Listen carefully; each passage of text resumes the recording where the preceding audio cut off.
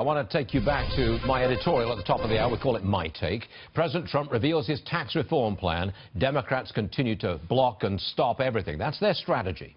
Senator Steve Daines joins us now, Republican from Montana.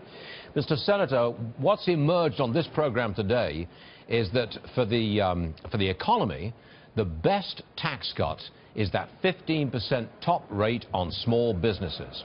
Can you tell us that this will make it all the way through and will make it to the president's desk? That one item, 15% for subchapter S people.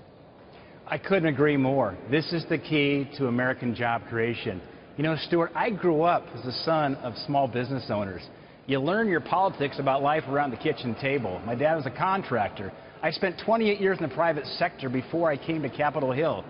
The majority of jobs in this country in the private sector come from small businesses. The majority of job growth over the last 20 years come from small businesses. It is plumbers, it's coffee shop owners, it's small businesses. This should be called the American Jobs Act, because this is key for our growth going forward, so we can compete globally, given we have the highest tax rates. The largest tax burden in the world is on American businesses. Can you respond to there's two Democrat criticisms of this. Number one, it's a giveaway to the rich.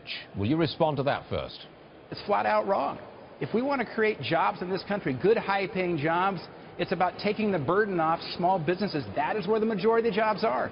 So okay. I respectfully disagree. Number two, it will raise the deficit irresponsibly. Your response? Now, here's the key. The key to curing our fiscal ills here in Washington is growth. Look at the CBO projections right now for the next 20 years. It's a sick, lethargic 1.9% annual GDP projection.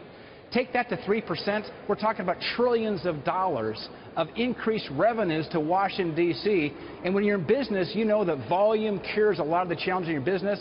Volume cures, in terms of economic growth, a lot of the challenges we face right here in Washington as it relates to our debt and deficit. On an entirely different subject, Senator, there's a lot of nervousness in America about North Korea and what we're doing about it and whether we're edging closer to war. You went to the White House last night for a full briefing. Is there anything you can tell us about that meeting and what you learned? It was a sobering briefing, Stuart. You know, in 1992, I moved my family to Guangzhou. I was working for Procter & Gamble, lived there for 5 years. Remember what happened in 1994?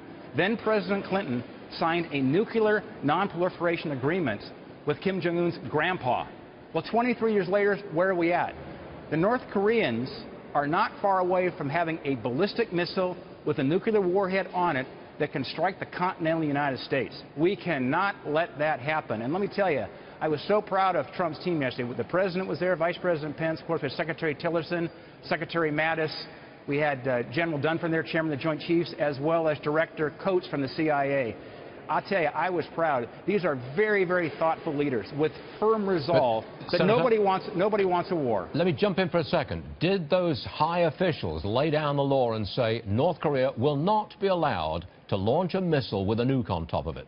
I think it's very clear that we will do everything within our means. All options are on the table to prevent North Korea from ever launching a missile with a nuclear warhead on top of it. Okay, Senator Steve Daines, Republican, Montana. Thanks for joining us, sir. Appreciate it. Thanks, Stuart. Yes, sir. Good to be here.